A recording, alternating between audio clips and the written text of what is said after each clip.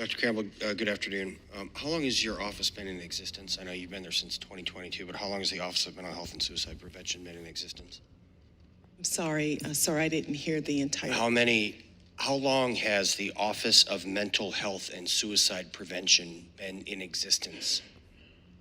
Been in existence. At least 30, 40 years. 34 years, very well, thank you. How many people work for you?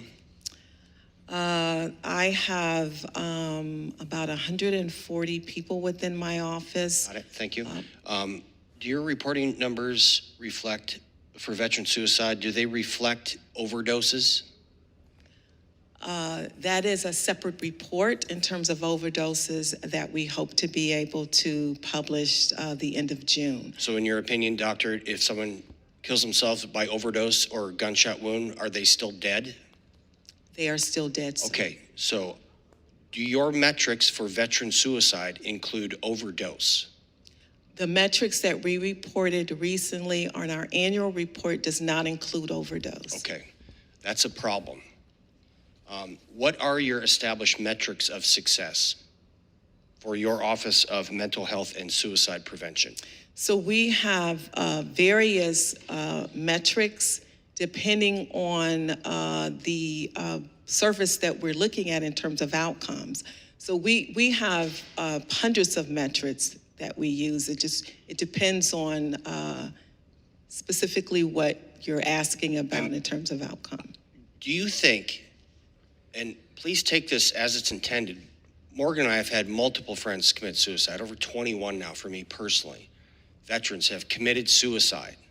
So do your metrics include veterans that don't commit suicide? And I know it's kind of hard to prove a negative, but what I'm wondering is, after 34 years of existence with over 140 employees, if your office ceased to exist, would more veterans be alive tomorrow? I mean, is your office preventing veterans from committing suicide or not? Or are we just spending money and hiring people so that they can get together, come to these committee meetings, talk a bunch, submit reports, metrics that can't be defined? Are you moving the needle? Sir, we do, and thank you for that question. I certainly can understand the frustration. This is a very complicated area. We are certainly ourselves saddened by any Doctor, suicide. please, I have a limited amount. I do believe we are moving the needle on this. We have a full public health approach where suicide prevention is concerned.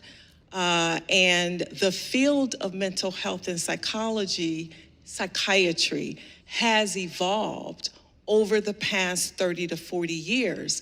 And so as we continue to evolve, we are learning new things, new methods, new evidence-based approaches that we can use. Thank you. And that leads to my next question. How many non-evidence-based treatment modalities do you guys support, specifically religious and faith-based programs similar to the incredibly successful Mighty Oaks Foundation? How many faith-based non-evidence programs are currently being administered by the Veterans Administration?